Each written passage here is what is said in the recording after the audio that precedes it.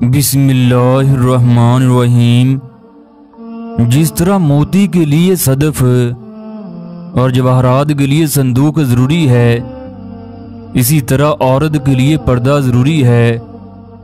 اللہ نے انسان میں اخلاق کو ثابت رکھنے کے لیے روزہ واجب کیا ہے۔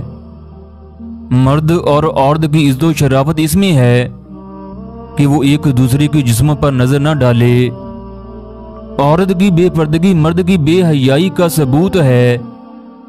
اے حسن، اپنے والد کی طرح بنو، خدا کی عبادت کرو اور کینہ پرستوں کو دوست نہ رکھو۔ اگر تمہارے گھر کوئی مہمان آ جائے اور وہ بھوکا چلا جائے، گویا وہ کسی قبرستان میں آیا تھا۔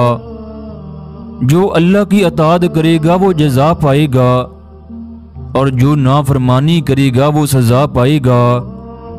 حالانکہ اللہ کو لوگوں کی اطاعت اور معصیت کی کوئی پرواہ نہیں۔ حضرت علی رضی اللہ تعالی عنہ نے کہا، فاطمہ میں تمہارے بعد اس دنیا میں تنہا ہو گیا۔ عورت کے لیے سب سے بہترین یہ ہے کہ نہ وہ کسی نامحرم کو دیکھے اور نہ کوئی نامحرم اس کو دیکھے۔